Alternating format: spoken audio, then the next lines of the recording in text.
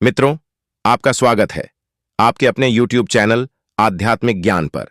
मित्रों, आज की कहानी बड़ी है, दिलचस्प, बड़ी ही रोमांचक है, इसीलिए कहानी में अंत तक जरूर बने रहे। तो चलिए मित्रों, आज की कहानी प्रारंभ करते हैं। मित्रों, बहुत पुरानी बात है। अनंतपुर नाम के एक राज्य में जमुना दास नाम का एक नगर सेठ रहता था। सेठ के पास इतनी संपत्ति थी जितनी राजाओं और महाराजाओं के पास भी नहीं हुआ करती थी। सेठ जमुना दास की केवल एक ही संतान थी और वह थी उसकी बेटी अवंतिका।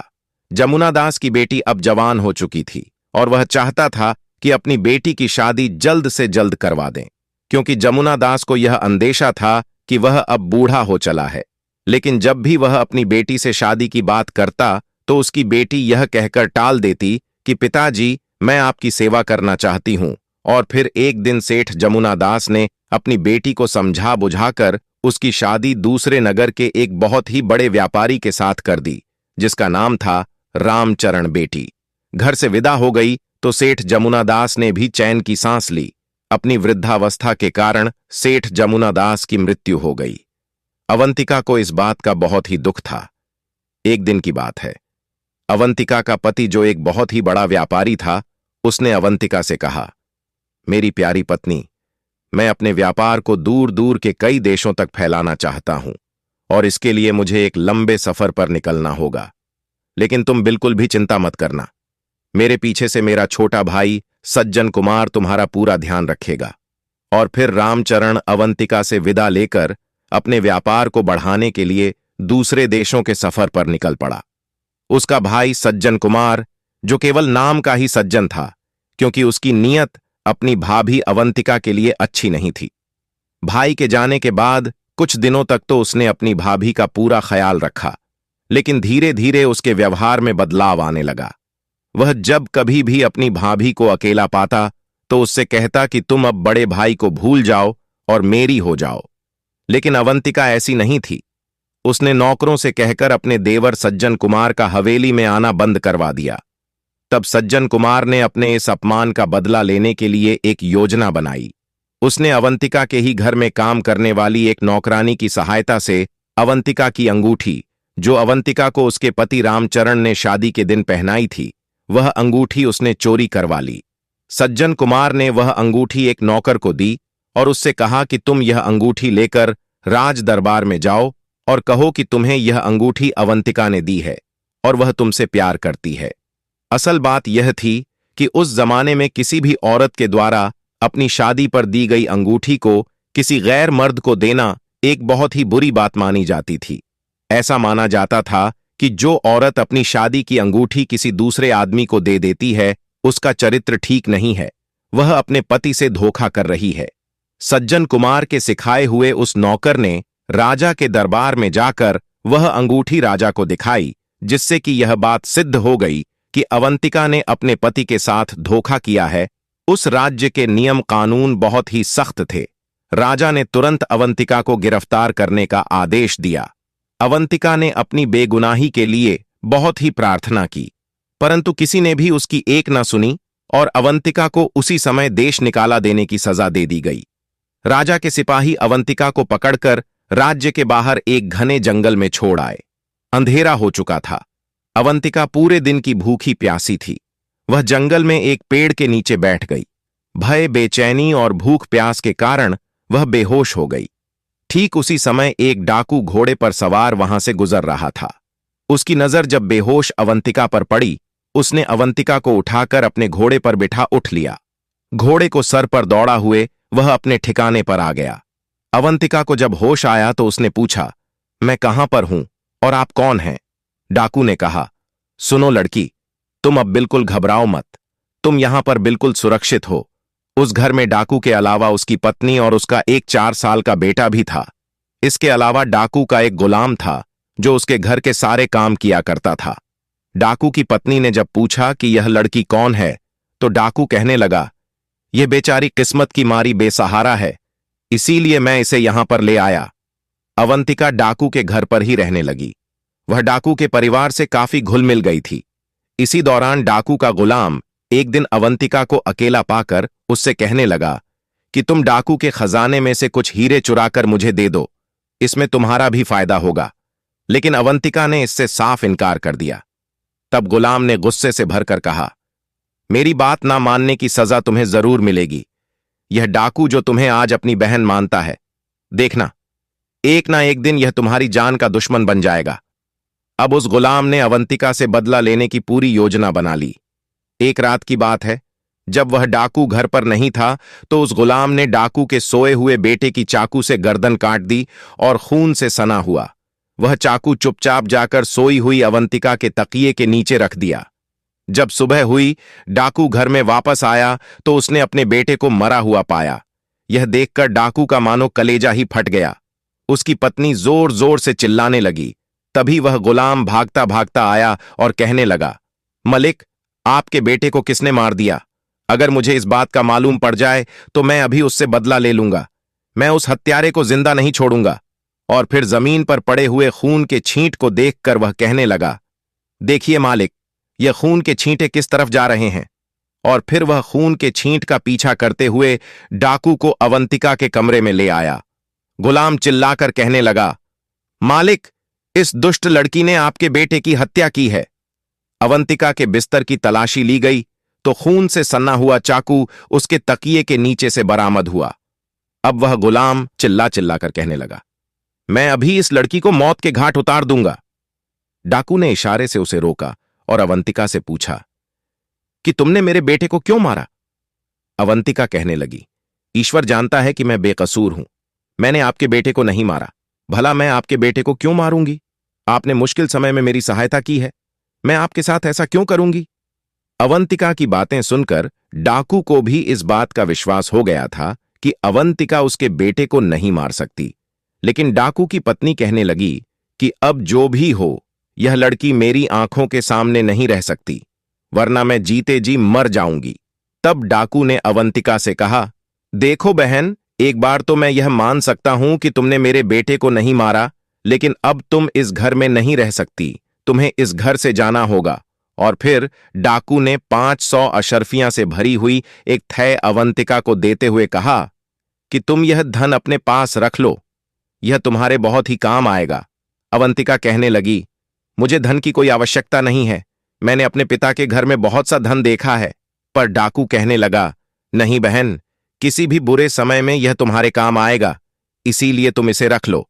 अवंतिका ने वह थैली अपने पास रख ली और कहने लगी, मैं ईश्वर से प्रार्थना करूंगी कि एक ना एक दिन आपको सच्चाई मालूम पड़ जाए कि मैंने आपके बेटे की हत्या नहीं की।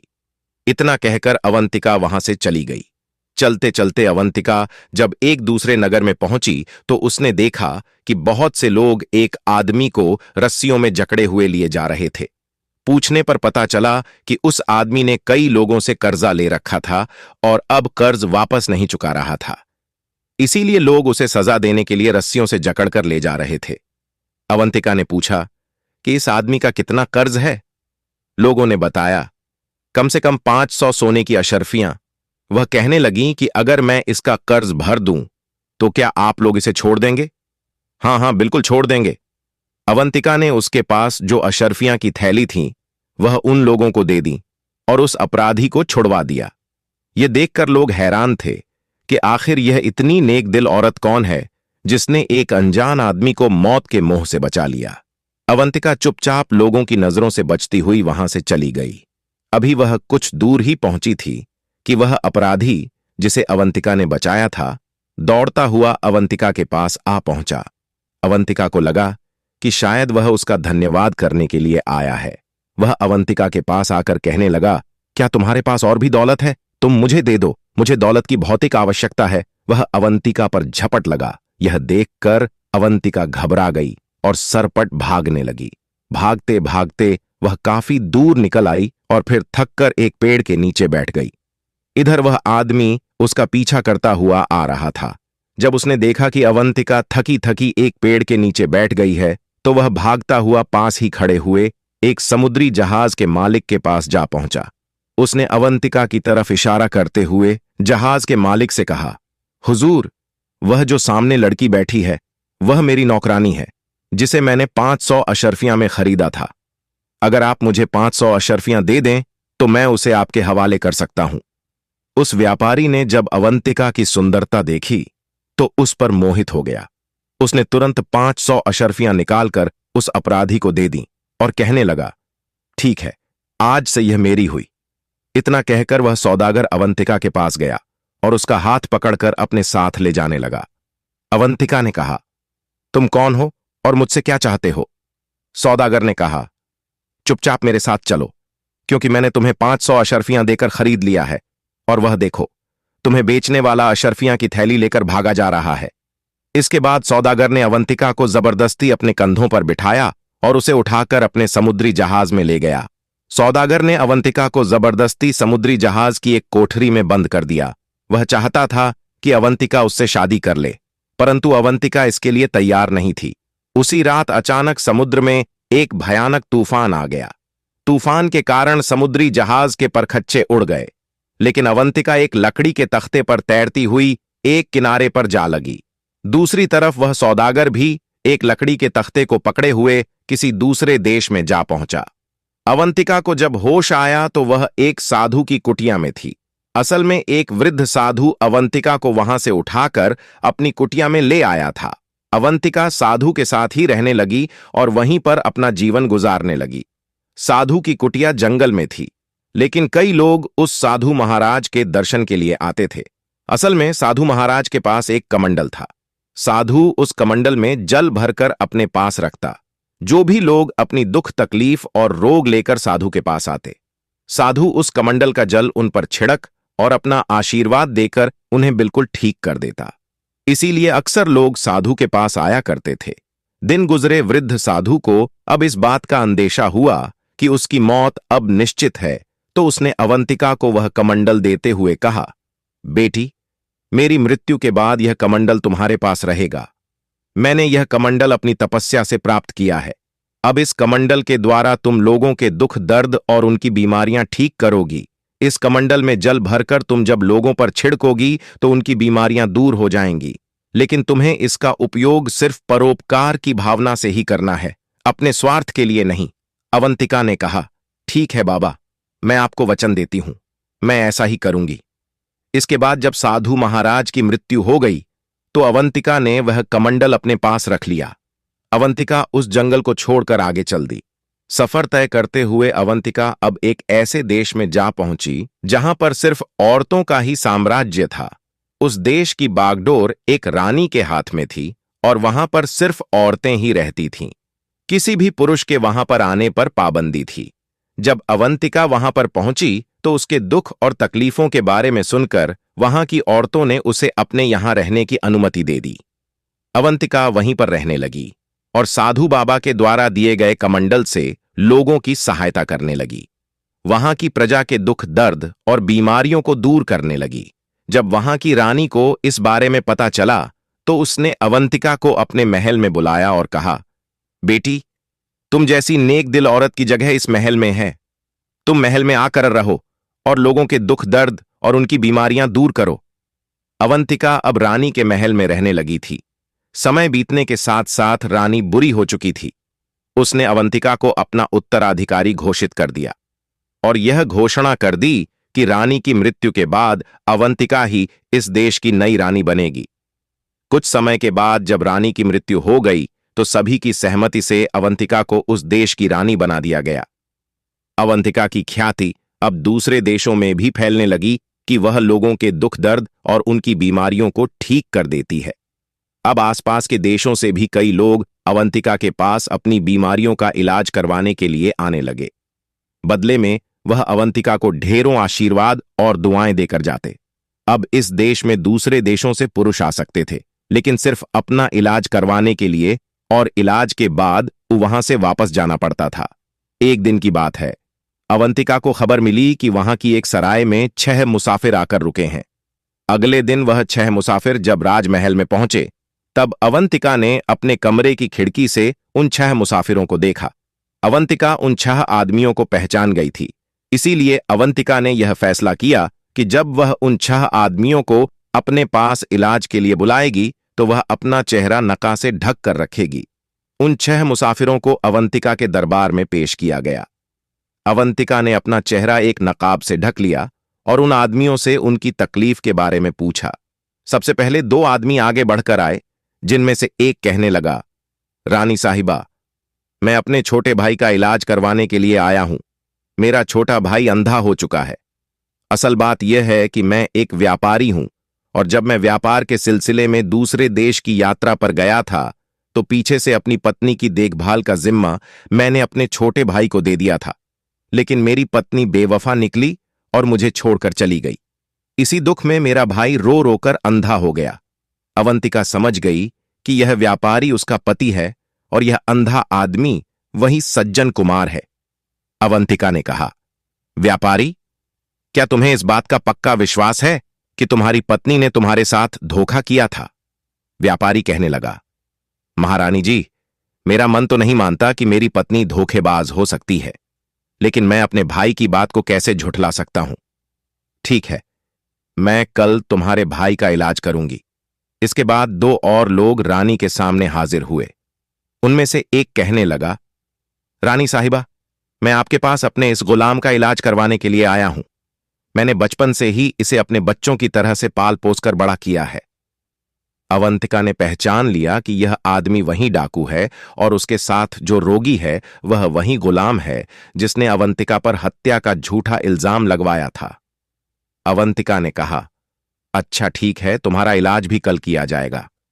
अब अगले मुसाफिर ने उठकर कहा, महारानी जी, मुझे मिर्गी का रोग हो गया है। कृपया ईश्वर से प्रार्थना कीजिए कि मैं ठीक हो जाऊं। मैंने बहुत सोचा और फिर मुझे याद आया कि मैंने एक ऐसा पाप किया था कि एक खूबसूरत लड़की जिसे मैंने खरीदा था उसके साथ मैंने बहुत ही बुरा बर्ताव किया था। लगता है उसी पाप की सजा मुझे मिली है। तब वहां पर पहुंचे हुए आखिरी मुसाफिर ने कहा, भाई, एक नेक दिल और शरीफ औरत को नौकरानी बताकर मैंने ही तुम्हें बेचा था। मेरा अपराध तो तुमसे भी ज्यादा खतरनाक है, क्योंकि उस नेक दिल औरत ने मेरी जान बचाई थी और शायद इसी की सजा मुझे मिल रही है कि मेरे दोनों हाथ अपाहिज हो चुके हैं। रानी पहचान गई कि यह वही बदमाश है जिसकी जान उसने बचाई थी और उसके साथ खड़ा वह आदमी वही व्यापारी है जिसके समुद्री जहाज पर वह बंदी बनकर रही थी। सारी बातें सुनने के बाद अवंतिका ने कहा, आज तुम सभी लोग जा सकते हो और आराम करो। कल इसी वक्त राजमहल में आना। अगर यह अंधा और कोढ़ी अपनी अपनी सच्चाई बता दें तो मैं इन्हें भी रोग मुक्त कर दूंगी, लेकिन अगर दोनों झूठ बोलेंगे तो उन्हें सजा दी जाएगी। असल बात यह है कि मैं तुम सभी लोगों को पहचानती हूं। जिन लोगों ने सब कुछ सच सच बता दिया है उनके लिए मैं आज ही ईश्वर से प्रार्थना करूंगी। इसके बाद सभी मुसाफिर सराय में वापस आ गए जिन्होंने सच सच बोल दिया था। वे तो खुश थे और अपने रोग से मुक्त हो जाने का उन्हें पक्का विश्वास था, मगर अंधा और कोढ़ी दोनों को ऐसा मालूम होता था कि वह अंगारों पर लौट रहे हैं। वे दोनों दुविधा में फंस चुके थे। अगर सच कह देंगे तो उनकी पोल खुल जाएगी और झूठ कहेंगे तो रानी उन्हें सजा देगी। दूसरे दिन जब वे दरबार में पहुंचे तो सबसे पहले अंधे ने आगे बढ़कर अपना अपराध स्वीकार करते हुए कहा, रानी साहिबा, मेरे भाई की पत्नी यानी मेरी भाभी बिल्कुल बेगुनाह थी और मैंने ही साजिश करके अपनी भाभी को फंसाया था और उसके बाद उसने सारी बात सच सच बता दी। अभी उसकी बात खत्म नहीं हुई थी कि उसका भाई उस पर हमला करने के लिए दौड़ा और कहने लगा, रानी साहिबा, मैं तो कहता हूं कि इस अंधे को ठीक करने की बजाय इसके हाथ पैर भी कटवा दिए जाएं मुझ पर और मेरी बेगुनाह पत्नी पर। इसने जो अत्याचार किए हैं उसकी सजा इसे मिलनी ही चाहिए। इसी तरह जब डे के गुलाम ने अवंतिका की बेगुनाही की बात कही और अपनी बेईमानी की बात स्वीकार की तो डाकू की आंखों में खून उतर आया। वह अपने गुलाम की तरफ दौड़ा और कहने लगा, ऐसे गद्दार का तो गला घोंट देना चाहिए, लेकिन रानी के आदेश पर सबको रोक दिया गया। रानी ने कहा, क्योंकि अब सब लोग अपना अपना अपराध स्वीकार कर चुके हैं, इसीलिए मैं सभी लोगों की बीमारी का इलाज करूंगी। इसके बाद अवंतिक ने व्यापारी और डाकू से कहा, आप दोनों कल राजमहल में आए, मैं आप दोनों को दावत देना चाहती हूं। दोनों ने रानी का धन्यवाद किया और अगले दिन राजमहल में दावत के लिए आ पहुंचे। अवंतिका ने व्यापारी से पूछा, क्या आप चाहते हैं कि आपकी शादी हो जाए? व्यापारी ने कहा, रानी साहिबा, मैं अपनी पहली पत्नी के अलावा किसी और के बारे में सोच भी नहीं सकता। रानी ने कहा, मैं ईश्वर से प्रार्थना करूंगी कि आपको अपनी पहले वाली पत्नी मिल जाए। इसके बाद रानी ने डाकू से पूछा, क्या आप चाहते हैं कि आपको एक और बेटा मिल जाए? डाकू ने कहा, रानी साहिबा, ईश्वर के आशीर्वाद से बेटा तो मेरे घर पैदा हो चुका है। मैं तो बस इतना चाहता हूं कि उस लड़की से एक बार फिर मिल सकूं, ताकि मैं उससे अपनी गलती की माफी मांग सकूं। रानी ने कहा, ठीक है। इसके बाद रानी ने अपना नकाब हटा दिया तो व्यापारी और डाकू दोनों हैरान रह गए। व्यापारी को उसकी पत्नी वापस मिल चुकी थी और डाकू को उसकी मुंह बोली बहन। इसके बाद रानी ने उन सभी मुसाफिरों की बीमारी का इलाज कर दिया। अब वह अपने पति के साथ वापस जाना चाहती थी। उसने उस देश की बागडोर वहां की औरतों के हवाले की और खुद वह अपने पति के साथ वापस अपने देश लौट गई। तो मित्रों, आपको यह कहानी कैसी लगी? आप कमेंट करके हमें बताना ना भूलिएगा, और कहानी अच्छी लगी तो हमारे चैनल आध्यात्मिक ज्ञान को जरूर सब्सक्राइब करके हमें सपोर्ट करना उम्मीद करता हूं। आपका दिन मंगलमय हो। जय भोलेनाथ, जय महाकाल।